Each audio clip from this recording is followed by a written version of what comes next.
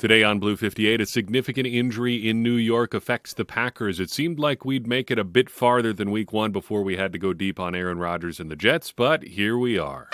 Blue 58! Hello and welcome to another episode of Blue 58, the one and only podcast of thepowersweep.com. I'm your host, John Meerdink, happy to be with you here for another episode.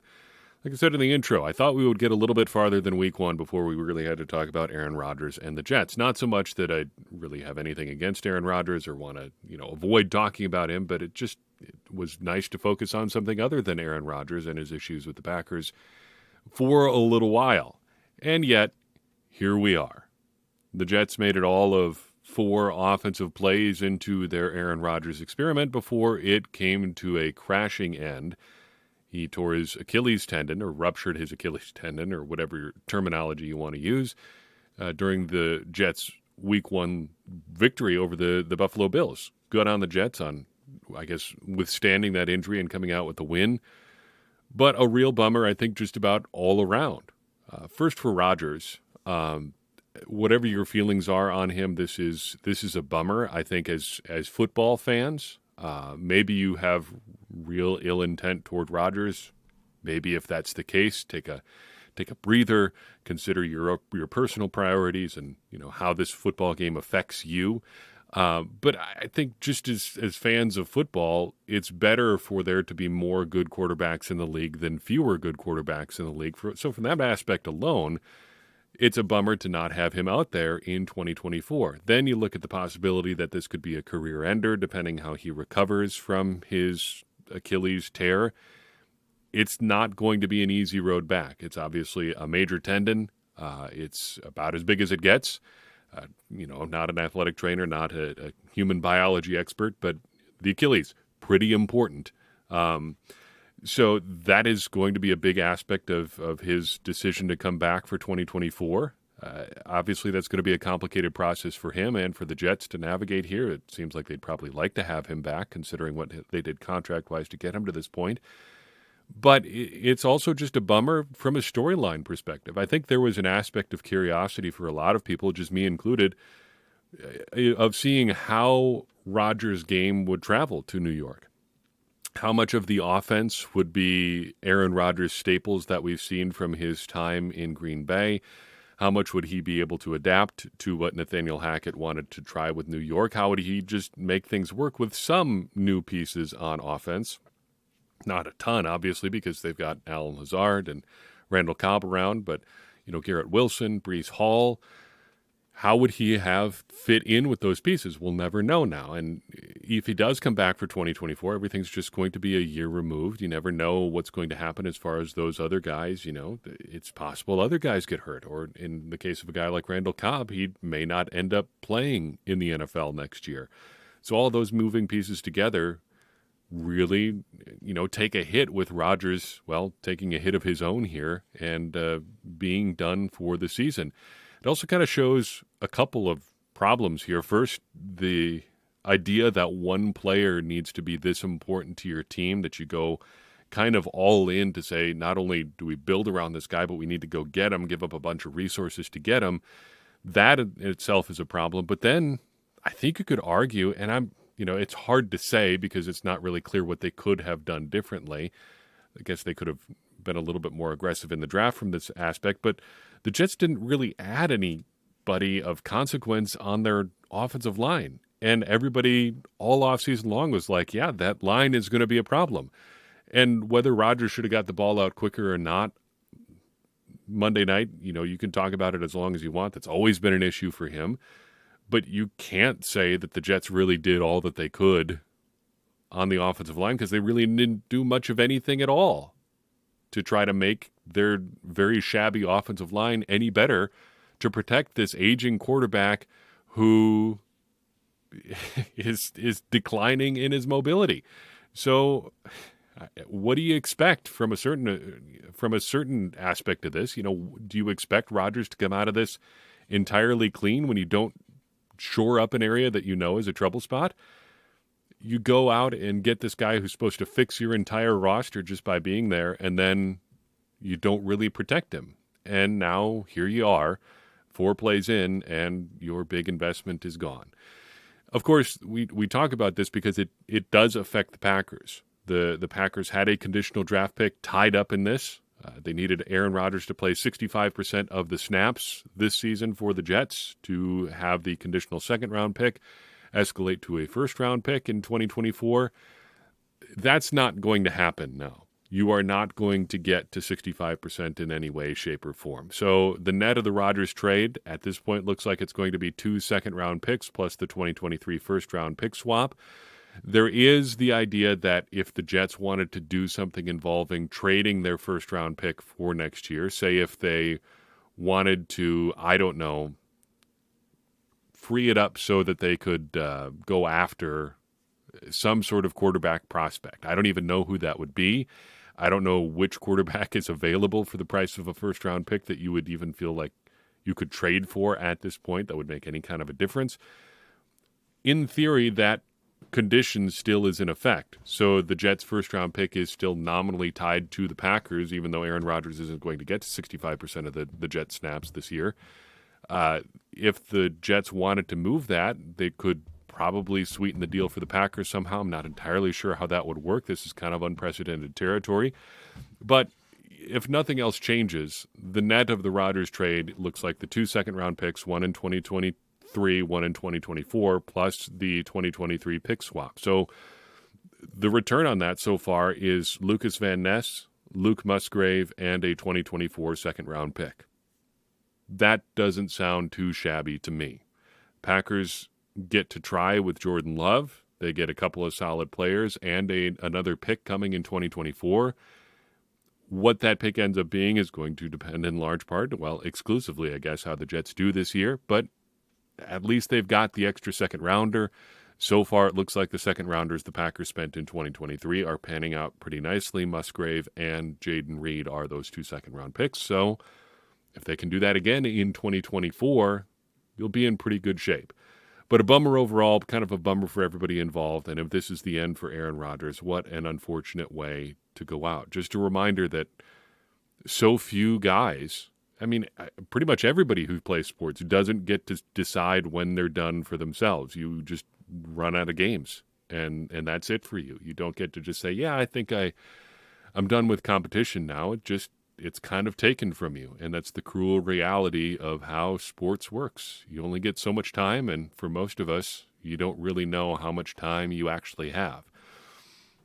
On a happier note, I thought we would take a little bit of time and look back on what happened for the Packers in Week 1, see if there were any other threads that we could explore that we really didn't get a chance to after the game, or some things that we needed to dive into in a little bit more depth now that we've got some information on snap counts, on some more advanced stats and things like that. So I thought we would take a second and take a look at those things here before we put Week 1 to rest for good. And I think we'll probably end up doing something like this over the course of the season, just because there's a lot to get to, and we want to make sure that we really get a chance to really take a look at the information that we had. Starting with Lucas Van Ness, one of the pieces that the Packers, I guess, got in the trade involving Aaron Rodgers.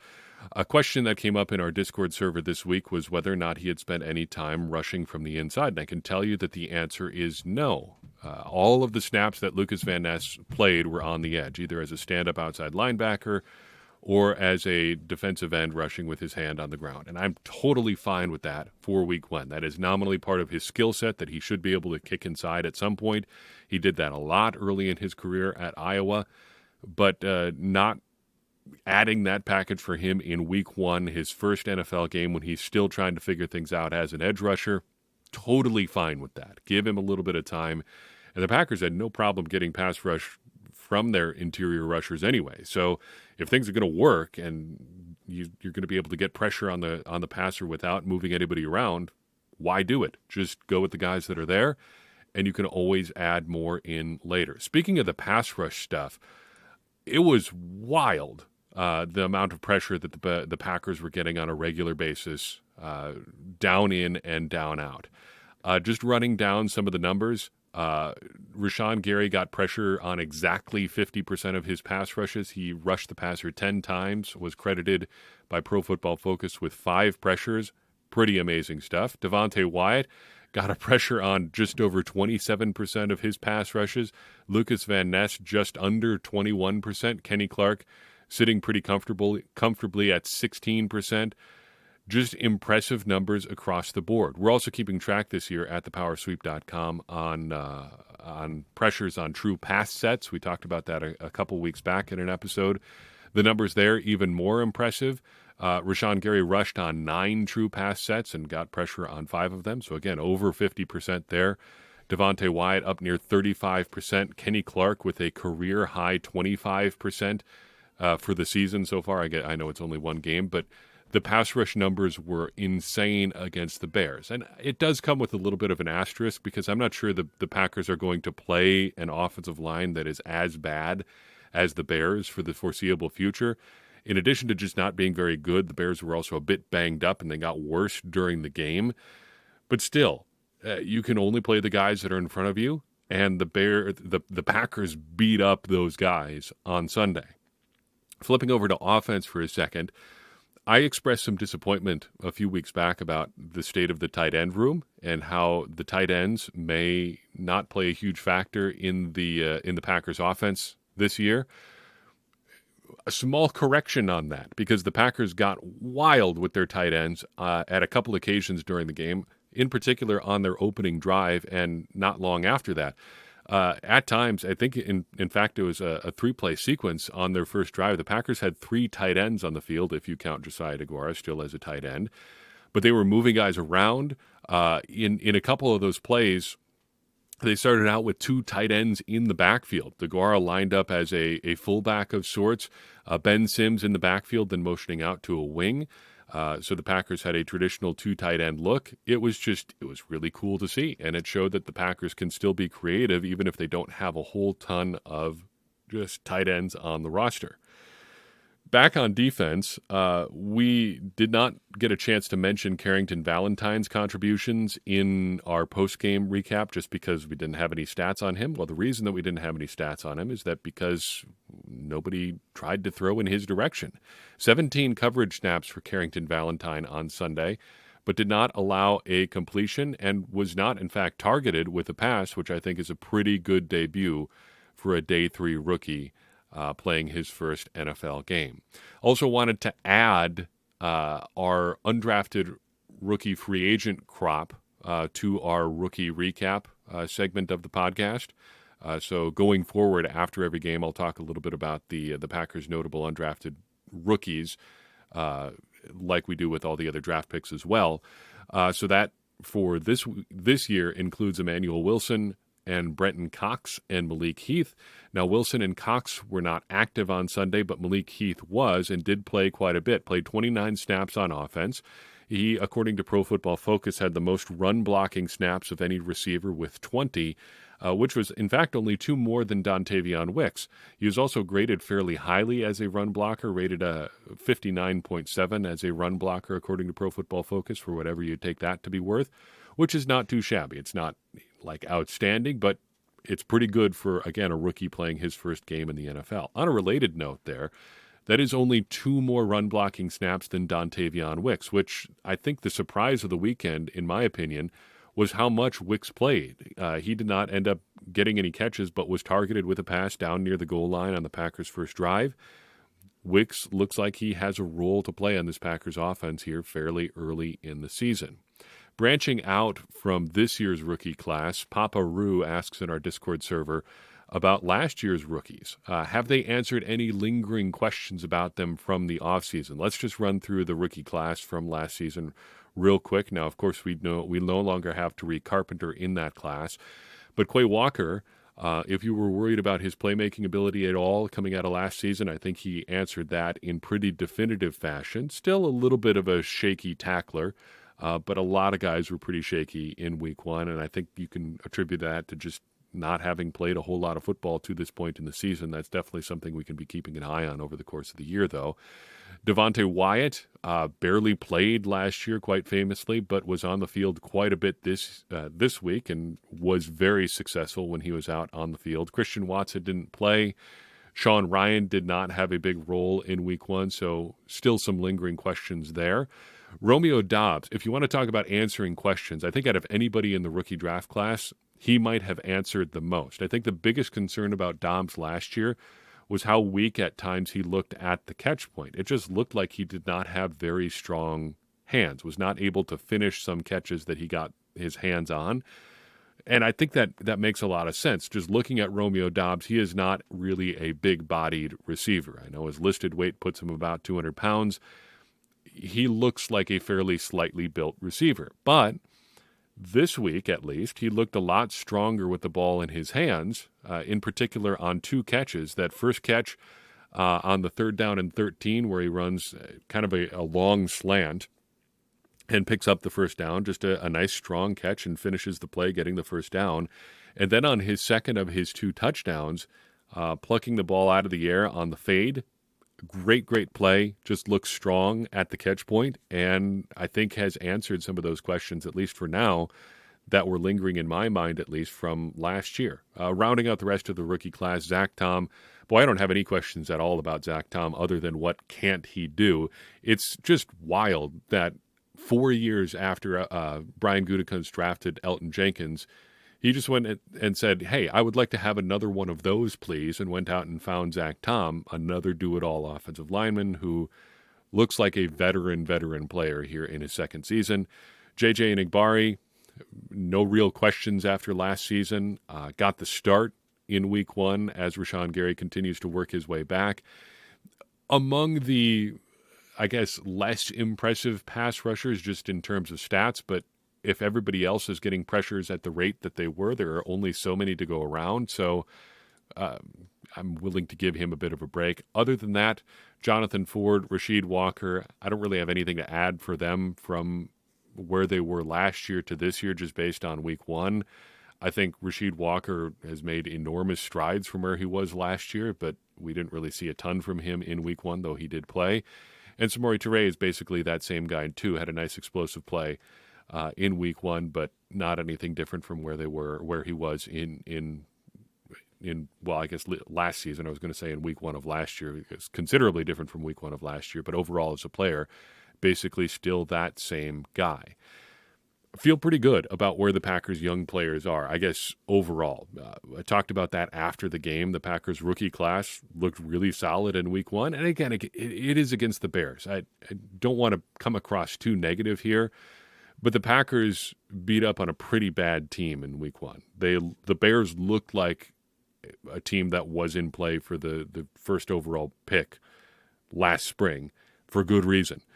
And it looks like they haven't taken many strides beyond that, in part because they're just so limited at quarterback. But the Packers can't control that part of it. They can just beat up on the guys that are in front of them, and they definitely did that. It's one of the things that you want to do in the NFL is hammer the teams that you're supposed to hammer. And based on what the Packers did on Sunday, the Bears were definitely a team that they were supposed to hammer, and they took care of business and did exactly that in week 1. 38-20 is about as good as it gets coming right out of the gate, especially when I think you could argue in some respects the Packers didn't necessarily play all that well. They didn't necessarily have the cleanest performance on offense, but if there's room for improvement in a 38-20 win, that's pretty good.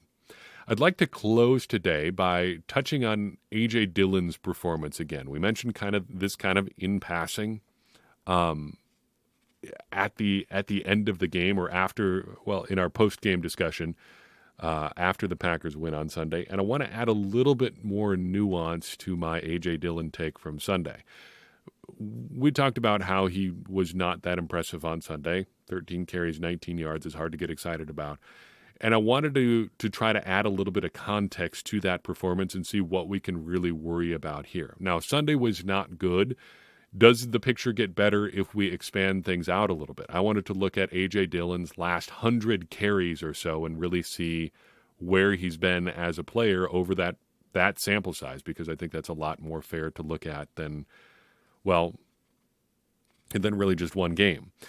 100 carries gets us a pretty neat data set. It's a 9-game stretch dating back to week 10 of last year, and in those 100 carries, A.J. Dillon has produced exactly 400 yards on 101 carries. So over 9 games, he's had 101 carries. So that's an average of 3.96 yards per carry. But he's also scored 4 touchdowns. And in that same span, he's caught 14 passes for 124 yards. Adding a little bit of nuance to those numbers, in those 101 carries, Dillon has 8 runs of 10 or more yards, but 22 runs for no yards or a loss. 7 runs for a loss specifically. So 15 runs for no yards, 7 runs for a loss. Interestingly, I thought pretty good as a receiver in that span. 14 catches for 124 yards isn't like world-beating numbers by any stretch of the imagination, but still pretty solid there. Also recorded 2 explosive plays through the air. Over that same span, over that same 9-game span, Aaron Jones has 115 carries, so about the same overall number of touches, at least on the ground. He has far more catches than Dillon does. But just on the ground, Jones has put up 562 yards on those 115 carries in that same 9-game span, an average of 4.89 yards per carry. So almost a full yard per carry better than A.J. Dillon. In that same number of carries, or in roughly the same number of carries, Jones has 14 runs of 10 yards or more, but also 36 runs for no yards or a loss, including 15 runs for negative yardage. So Jones does average more per carry and does have a lot more, big carries than Dillon does, but he's also a lot more likely to produce a run for a loss than Dillon is. So what does all this mean? Trying to add a little bit of context to A.J. Dillon's performance. I think Dillon, it's fair to call him a pretty middling running back. But just compared to Jones, he's a lot less boom, but also a lot less bust than Aaron Jones. And I think the big issue with Dillon is that it just doesn't look good a lot of the time. When you think of a bad A.J. Dillon run, you think of him getting tripped up maybe in the open field, maybe in the backfield, or maybe worst of all, on a play where it doesn't seem like he's being used in a way that suits his skills very well, either on a pitch or they're trying to work him around the outside, something like that. And that part of it, the usage stuff, is not his fault. I don't understand why the Packers use A.J. Dillon sometimes the way that they do. I think we've pretty definitively put to rest the idea that running A.J. Dillon out of shotgun is a bad idea because he has been productive running out of shotgun. He does a pretty good job even inside the goal line running out of shotgun. But it's the toss plays, it's the plays where Dillon is starting from a dead stop and trying to get wide that I think really don't suit him very well as a player. And when things don't go well, it seems like it tends to be on those sorts of plays. I don't have hard numbers on that. That's mostly anecdotal. But I think when we talk about our perception of A.J. Dillon, and a lot of this comes down to perception, that's why there's a negative perception around A.J. Dillon a lot of the time because, well, he's not always used in a way that feels like is super suited to his skill set. And I think that's something the Packers need to take a look at internally.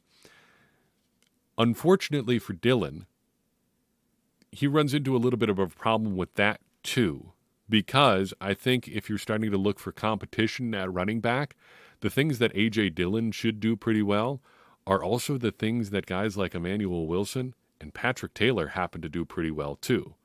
If you look at the makeup of the Packers running back room, you've got 3 guys that are one style and 1 guy who's a different style. You've got Aaron Jones, who's basically the little scat back type. 5'8", 5'9", 195, 200 pounds, if you're generous. Then you've got more the big-bodied, straight-ahead power backs in the vein of an A.J. Dillon, an Emmanuel Wilson, a Patrick Taylor. All 3 of those guys are big, straight-ahead running backs who are going to shake off contact and hopefully keep going. That's what A.J. Dillon has always been at his best. That's what Emmanuel Wilson showed us in the preseason. That's what Patrick Taylor is at his best too. Don't take this as an insult, but they are all kind of blunt instruments. They're power backs. And if A.J. Dillon is faltering, and if he can't do that part well, it's going to look really bad if Emmanuel Wilson or Patrick Taylor comes in and does better than Dillon does at the things that Dillon is supposed to do well. Keep in mind, though, that a lot of the perception around A.J. Dillon just has to do with kind of putting together a highlight reel of bad stuff in your head, because the numbers show that on a per-carry basis, he's less likely to come up with a bad play than Aaron Jones is. He's also a lot less likely to come up with a really spectacular play, but avoiding the bad plays is an important aspect of his game too. You wish you would get a lot more of the top-end stuff from Dillon, especially considering that they did burn a second-round pick on him in 2020. But I don't think, adding, I guess, a little bit of nuance to the discussion from Sunday, I don't think it's purely bust all the time for A.J. Dillon. Sure, it's not that exciting, but he's not necessarily sinking the Packers' offense either. At least he's not coming up with negative runs to the same extent that Aaron Jones does. That's all I've got for you on this episode of Blue 58. I appreciate you tuning in. I would appreciate it even more if you would take a second and share this episode with someone you think would enjoy it. It's going to help more people find the show and get more people involved in this conversation you and I are having about the Green Bay Packers, which in turn is going to help all of us, me included, become smarter Packers fans. And as I always say, smarter Packers fans are better Packers fans, and better Packers fans are what we all want to be. I'm your host, John Meerdink. We'll see you next time on Blue 58.